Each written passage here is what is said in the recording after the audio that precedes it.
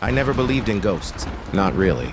I believed in broken places and the stories people built around them. But Waverly Hills, that place made me believe in something much darker. When the hospital reopened for renovation, I was hired as a night security guard. 11 p.m. to 7 a.m. Good pay, quiet halls, nothing I couldn't handle. The building sat on a hill outside Louisville, Kentucky. The old tuberculosis sanatorium, built to house the dying during the early 1900s. They said over 60,000 people took their last breath there. Every wall, every door, soaked in silence and sickness. But I didn't care. I just needed the money.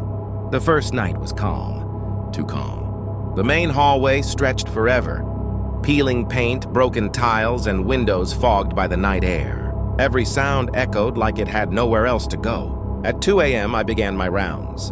Flashlight, radio, clipboard. Routine. Then a noise. Soft. Like humming. I froze. It sounded like a woman, humming a slow old tune drifting down the corridor. I followed the sound. It stopped near room 502. That's when I remembered what the staff briefing mentioned. Don't go near 502 after midnight. They said a nurse had hanged herself there in the 1920s, pregnant, ashamed, alone. I told myself stories. Just stories. But still, my hands were shaking. I pushed the door open. It creaked like a scream. The room was empty. Just a rusty bed frame and a cracked window. The air smelled like rain and metal. Then I saw it. A faint shape reflected in the glass. A woman's silhouette hanging. Her hair floating, like underwater. I turned around. Nothing. The reflection was gone too. That was the first night I heard her. It wouldn't be the last. By the third week, the job felt heavier. Sleep came in fragments. Every night, the same humming. Every night, a shadow standing a little closer. One evening, I saw the old elevator move on its own. It stopped on my floor. Doors opened. Empty.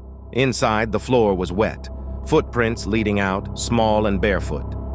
They trailed down the hall and stopped right at room 502. I radioed dispatch. No response.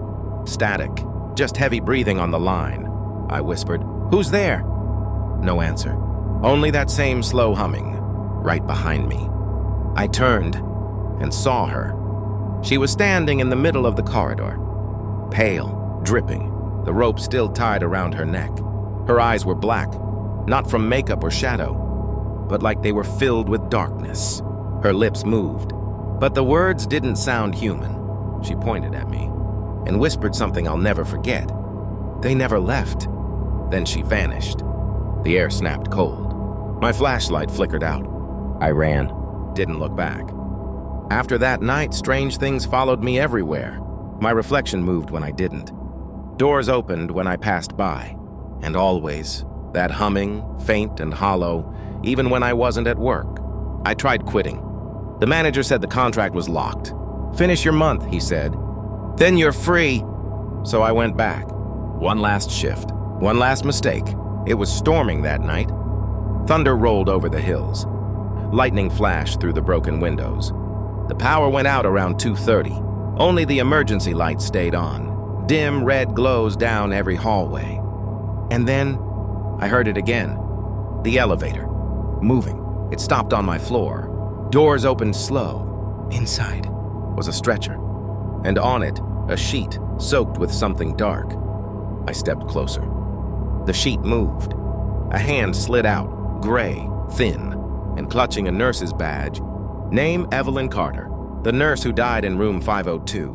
Her head lifted, skin sagging, eyes wide open, and in a voice that sounded like the wind scraping metal, she said, "They're still waiting downstairs." Then the stretcher rolled out on its own, toward the service tunnel. They called it the body chute, a long, sloped tunnel used to carry corpses out of the hospital unseen. I'd never gone down there, but the stretcher moved straight into the dark, wheels clattering on the wet concrete, and for some reason, I followed. The air was thick, damp, suffocating. My flashlight shook in my hand. I walked for what felt like forever, until I saw them. Dozens of figures standing shoulder to shoulder in the dark. Patients, all gray and silent. Their eyes moved with the light, every single one of them staring at me. I froze. And from the center of them all, she stepped forward. The nurse, Evelyn, she was smiling now. a terrible, broken smile. "You shouldn't have stayed," she said. "Now you belong here." The light went out. The air turned to ice.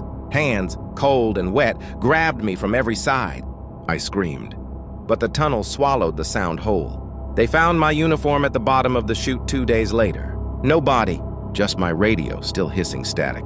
The project shut down soon after. Too many accidents, too many disappearances. They sealed the gates again. But locals still say on quiet nights, you can hear humming coming from the hill.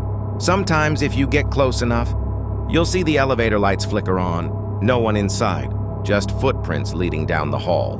Room 502's door still opens at midnight, and the woman who hanged herself there is still on duty. Some places were never meant to be touched again. You can rebuild the walls, but you can't silence the souls trapped inside them.